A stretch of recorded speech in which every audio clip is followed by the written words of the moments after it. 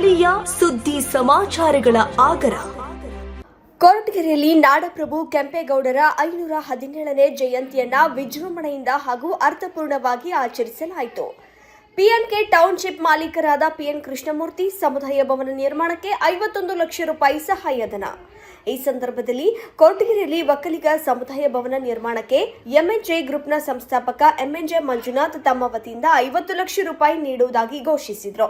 ಈ ಘೋಷಣೆಗೆ ಸಾರ್ವಜನಿಕರು ಹಾಗೂ ಸಮುದಾಯದ ಮುಖಂಡರು ಹರ್ಷ ವ್ಯಕ್ತಪಡಿಸಿದರು. ಬೆಂಗಳೂರು ನಿರ್ಮಾತೃ ನಾಡಪ್ರಭು ಕೆಂಪೇಗೌಡರ 517ನೇ ಜಯಂತಿಯನ್ನ ಕೊರಟಗೆರೆ ತಾಲೂಕು ಆಡಳಿತ ಹಾಗೂ ತಾಲೂಕು ಒಕ್ಕಲಿಗರ ಸಂಘದ ಸಂಯುಕ್ತಾಶ್ರಯದಲ್ಲಿ ಪಟ್ಟಣದ ಸಾದರ ಸಮುದಾಯ ಭವನದಲ್ಲಿ ಶುಕ್ರವಾರ ವಿಜೃಂಭಣೆಯಿಂದ ಆಚರಿಸಲಾಯಿತು. ಕಾರ್ಯಕ್ರಮವನ್ನು ಉದ್ಘಾಟಿಸಿ ಮಾತನಾಡಿದ ತಹಶೀಲ್ದಾರ್ ಹಾಗೂ ತಾಲೂಕು ದಂಡಾಧಿಕಾರಿ ಮಂಜುನಾಥ್ ಕೆಎಂ, ಕೆಂಪೇಗೌಡರು ಯಾವುದೇ ಒಂದು ಸಮುದಾಯಕ್ಕೆ ಸೀಮಿತವಾದ ನಾಯಕರಲ್ಲ. ಎಲ್ಲ ಜಾತಿ ಧರ್ಮದ ಜನರನ್ನ ಒಗ್ಗೂಡಿಸಿ ಕೆರೆ, ಕಟ್ಟೆ, ದೇವಾಲಯ ಹಾಗೂ ಮಾರುಕಟ್ಟೆಗಳನ್ನು ನಿರ್ಮಿಸುವ ಮೂಲಕ ಬೆಂಗಳೂರಿಗೆ ಭದ್ರ ಅಡಿಪಾಯ ಹಾಕಿದ ದೂರದೃಷ್ಟಿಯ ಆಡಳಿತಗಾರ ಎಂದು ಬಣ್ಣಿಸಿದರು. ಯುವ ಜನತೆಯ ಅವರ ಆದರ್ಶಗಳನ್ನು ಜೀವನದಲ್ಲಿ ಅಳವಡಿಸಿಕೊಳ್ಳಬೇಕು ಎಂದು ಕರೆ ನೀಡಿದರು. ಮುಖ್ಯ ಅತಿಥಿಯಾಗಿ ಭಾಗವಹಿಸಿದ್ದ ಎಂಎನ್ಜೆ ಗ್ರೂಪ್ನ ಸಂಸ್ಥಾಪಕ ಎಂಎನ್ಜೆ ಮಂಜುನಾಥ್, ಕೆಂಪೇಗೌಡರ ವ್ಯಾಪಾರ ಹಾಗೂ ಅಭಿವೃದ್ಧಿ ದೃಷ್ಟಿಕೋನವೇ ಬೆಂಗಳೂರು ಇಂದು ಜಾಗತಿಕ ಮಟ್ಟದಲ್ಲಿ ಗುರುತಿಸಿಕೊಳ್ಳಲು ಕಾರಣವಾಗಿದೆ ಎಂದು ಹೇಳಿದರು. ಇದೇ ಸಂದರ್ಭದಲ್ಲಿ ಕೊರಟಗೆರೆಯಲ್ಲಿ ಒಕ್ಕಲಿಗ ಸಮುದಾಯ ಭವನ ನಿರ್ಮಾಣಕ್ಕೆ ತಮ್ಮ ವತಿಯಿಂದ 50 ಲಕ್ಷ ರೂಪಾಯಿ ನೀಡುವುದಾಗಿ ಘೋಷಿಸಿದರು. ಅದರ ಬೆನ್ನಲ್ಲೇ ಪಿಎನ್ಕೆ ಟೌನ್ಶಿಪ್ ಮಾಲೀಕರಾದ ಪಿಎನ್ ಕೃಷ್ಣಮೂರ್ತಿ ಸಮುದಾಯ ಭವನ ನಿರ್ಮಾಣಕ್ಕೆ 51 ಲಕ್ಷ ರೂಪಾಯಿ ಸಹಾಯಧನ ನೀಡುವುದಾಗಿ ಘೋಷಿಸಿ, ನಮ್ಮ ಸಮುದಾಯದ ಜೊತೆ ಇತರೆ ಸಮುದಾಯಗಳಿಗೆ ಸಮುದಾಯ ಭವನ ನಿರ್ಮಾಣ ಮಾಡಲು ನಾನು ಸಹಾಯ ಮಾಡುತ್ತೇನೆ. ಶಾಲಾ ಮಕ್ಕಳಿಗೆ, ದೇವಸ್ಥಾನಗಳಿಗೆ, ನಮ್ಮ ತಾಲೂಕಿನ ಅಭಿವೃದ್ಧಿಗೆ ಯಾವಾಗಲೂ ಜನರ ಜೊತೆ ಇರುತ್ತೇನೆ ಎಂದು ತಿಳಿಸಿದರು.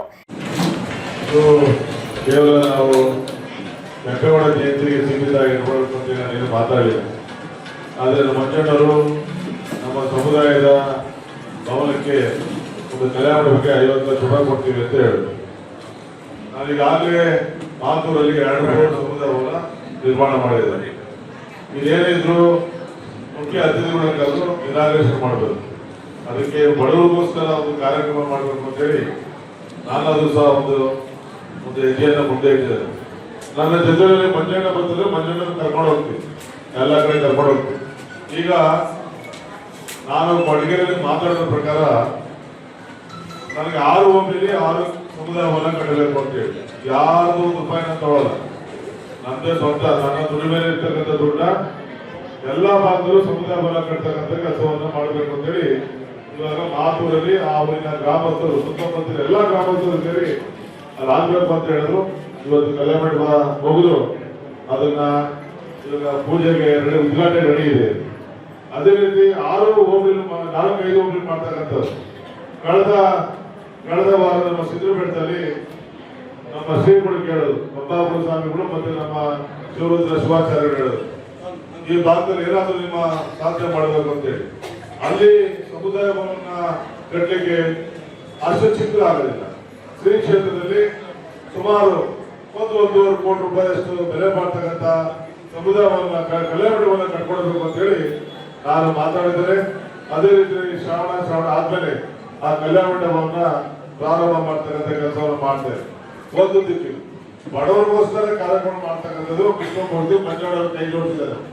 ನನ್ನ ತಾಲೂಕಿನ 24 ಪಂಚಾಯತಿಗಳು ನೆನ್ನೆ ಪ್ರಾರಂಭ ಮಾಡ್ತೇನೆ. ಮಾತೂರು ಗ್ರಾಮದಲ್ಲಿ ವಿಶ್ವಭಾರತಿ ಶಾಲೆಯನ್ನ ದತ್ತು ಪಡೆದು ಎಲ್ಲಾ ಶಾಲೆಯ ಮಕ್ಕಳಿಗೆ 2 ಸಮವಸ್ತ್ರಗಳು, ಒಂದು ಯೂನಿಫಾರ್ಮ್, ಇನ್ನೊಂದು ಟ್ರ್ಯಾಕ್ ಶೂಟ್ ಕೊಡ್ತಕ್ಕಂಥದ್ದು, ಮತ್ತೆ ಎಲ್ಲಾ ಕ್ರೀಡಾ ಸಾಮಗ್ರಿಗಳನ್ನು ಕೊಡ್ತಕ್ಕಂಥ ಕೆಲಸವನ್ನು ನಾನು ಮಾಡಿದ್ದೇನೆ. ಯಾರಿಗೋಸ್ಕರ ಮಾಡಿದೆ? ಬಡವರಿಗೋಸ್ಕರ, ನಮ್ಮ ರೈತರ ಮಕ್ಕಳಿಗೋಸ್ಕರ. ನಾನು ಇದನ್ನ ದೂರದೃಷ್ಟಿ ಇಟ್ಕೊಂಡು ಮಾಡತಕ್ಕಂಥದ್ದು. ಇವಾಗ ನಮ್ಮ ಸಮುದಾಯದ ಎಲ್ಲ ಮಕ್ಕಳು ವೇದಿಕೆ ಮಾಡಿದ್ದಾರೆ.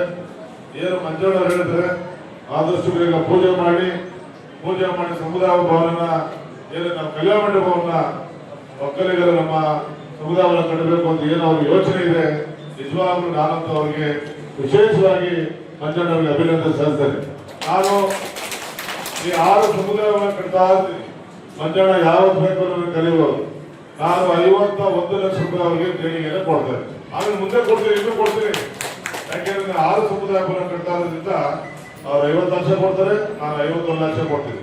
ಇನ್ನು ನಮ್ಮ ಸಮಾಜದ ಬಹಳಷ್ಟು ಜನ ಬಹಳಷ್ಟು ಕಂಟ್ರಾಕ್ಟ್ಗಳಿದ್ದಾರೆ. ನಮ್ಮ ದೊಡ್ಡ ಇರ್ಬೋದು, ನಮ್ಮ ವೆಂಕಟಪ್ಪ ಇರ್ಬೋದು. ಯಾಕೆಂದ್ರೆ ಮಡಿಕೇರಿಯಲ್ಲಿ ಇದು ಪ್ರಾರಂಭ ಆಗಿದೆ. ಎಲ್ಲ ಸಮುದಾಯದ ಭವನಗಳಿದೆ, ಕಲಾ ಮಂಡಪ ಇದೆ, ಸಮುದಾಯ ಭವನ ಇದೆ. ಆದ್ರೆ ಯಾಕೆ ಇಲ್ಲೂ ಇಷ್ಟೊಂದು ಡಿಲೇ ಮಾಡೋದು ಗೊತ್ತಾಗಲಿಲ್ಲ. ಇವತ್ತು ನಮ್ಮ ಮಂಜಣ್ಣರಿಂದ ಪ್ರಾರಂಭ ಆಗಿದೆ. ಅಲ್ಲಿ ಯಾರು ಹಿರಿಯರು ಅದರಿಂದ ಹೇಳಿದ್ರು, ಇಲ್ಲ ಪ್ರಾರಂಭ ಮಾಡ್ಬಿಡಿ ಅಂತ. ಮಂಜಣ್ಣ ಒಳ್ಳೆ ದಿವಸ ನೋಡಿ, ನಾವೆಲ್ಲೂ ದುಡ್ಡಿಡೋದು ಬೇಡ, ದುಡ್ಡು ಅಂತ ಹಾಕ್ಬಿಡೋಣ, ಮುಂದೆ ನಡ್ಕೊಂಡು ಹೋಗ್ತೀವಿ. ಇವತ್ತು ನಾನು ನಮ್ಮ ದಂಡಾಧಿಕಾರಿಗಳು ಹೇಳ್ತೀನಿ, ಹಳ್ಳಿ ಒಂದು ಕಡೆ ದೇವಸ್ಥಾನ ಕಟ್ತಾರೆ.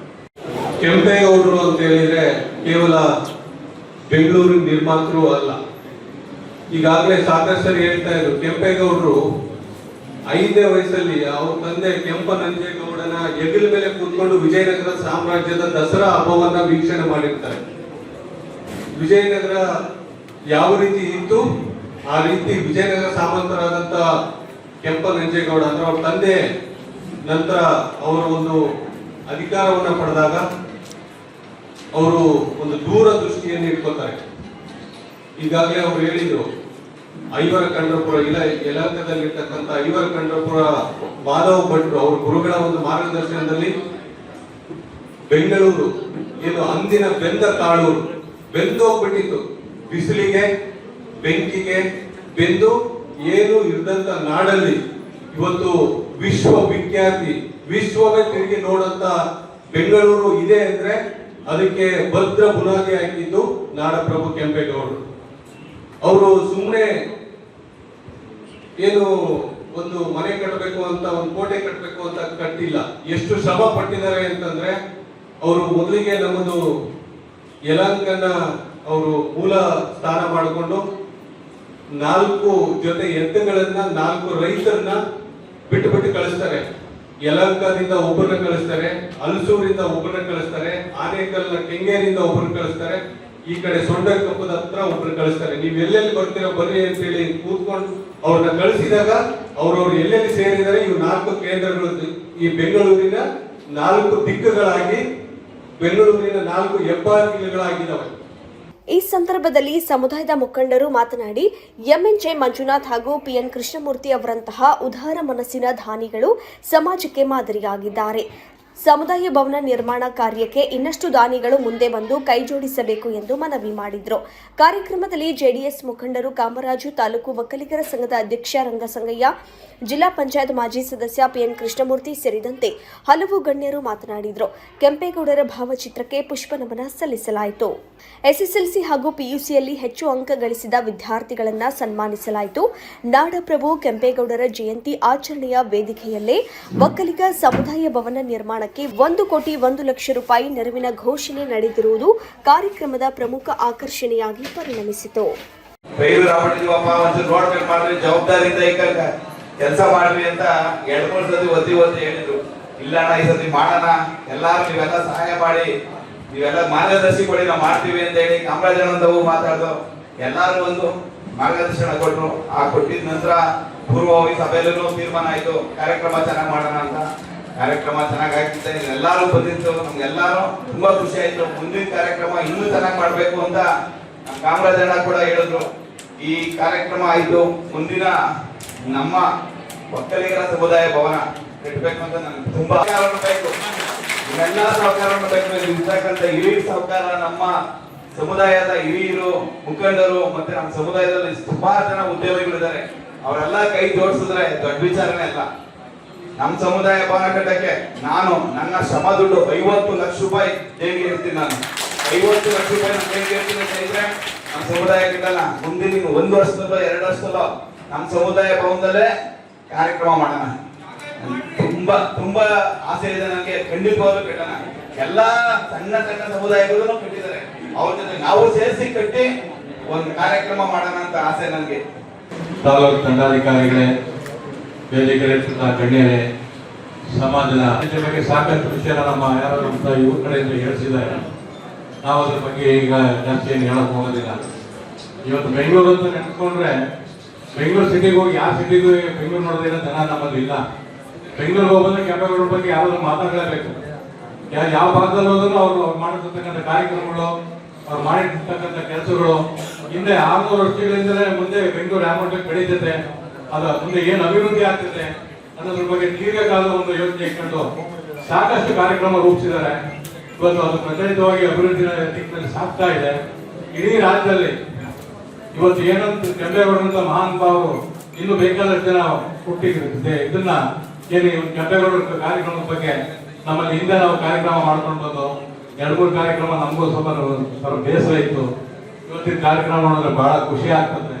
ಇದೇ ರೀತಿ ಇನ್ನು ಮುಂದಿನ ದಿನಗಳಲ್ಲಿ ಹೆಚ್ಚಿನದಾಗಿ ನಾವು ಒಂದು ವಿಜೃಂಭಣೆ, ಒಂದು ಪ್ರೊಸೆಷನ್ ಮೆರವಣಿಗೆಯನ್ನು ಇಟ್ಕೊಂಡು ವಿಜೃಂಭಣೆ ಕಾರ್ಯಕ್ರಮ ಮಾಡಬೇಕು ಅಂತ ನಾನು ಆಚರಣಾ ಸಮಿತಿ ಅಧ್ಯಕ್ಷರು, ತಾಲೂಕು ದಂಡಾಧಿಕಾರಿಗಳು ಹಾಗೂ ತಹಸೀಲ್ದಾರ್ ಆಗಿರ್ತಕ್ಕಂಥ ಮಂಜುನಾಥ್ ಸರ್ ಅವರೇ, ನಮ್ಮ ಒಕ್ಕಲಿಗರ ಸಂಘದ ಅಧ್ಯಕ್ಷರು, ಉಪಾಧ್ಯಕ್ಷರು, ಕಾರ್ಯದರ್ಶಿಗಳು ಹಾಗೂ ಪದಾಧಿಕಾರಿ ಮಿತ್ರರೇ, ಹಾಗೂ ವಿವಿಧ ಸಮಾಜದಿಂದ, ನಮ್ಮ ಸಮಾಜದಿಂದ ಆಗಮಿಸಿರ್ತಕ್ಕಂಥ ಎಲ್ಲ ಕೆಂಪೇಗೌಡ ಅಭಿಮಾನಿಗಳೇ, ನಾವು ಹಿಂದಿನ ಬಾರಿ ಈ ಒಂದು ಕೆಂಪೇಗೌಡ ಜಯಂತಿಯನ್ನ ಆಚರಣೆ ಮಾಡಿದಾಗ ಎಣಿಕೆ ಮಾಡಿದ್ವಿ, 16 ಜನ ಮಾತ್ರ ನಾವಿದ್ವಿ, 46 ಜನ ಮಕ್ಕಳು ಬಂದಿದ್ರು.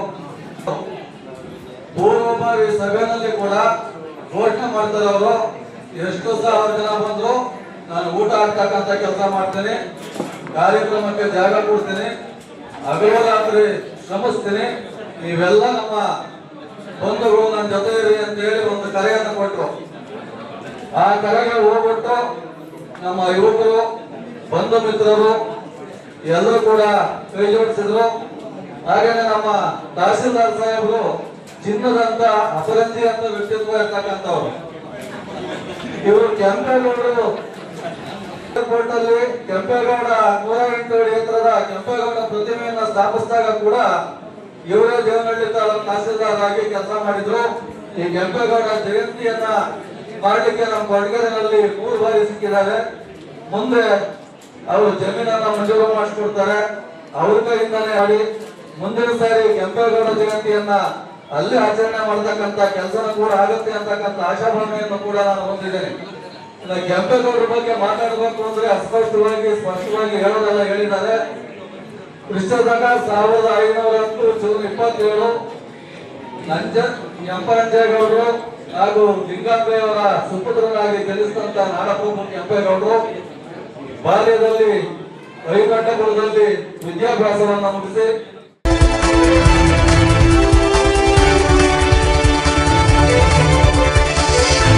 A1 ಟಿವಿ ನ್ಯೂಸ್, ಸ್ಥಳೀಯ ಸುದ್ದಿ ಸಮಾಚಾರಗಳ ಆಗರ.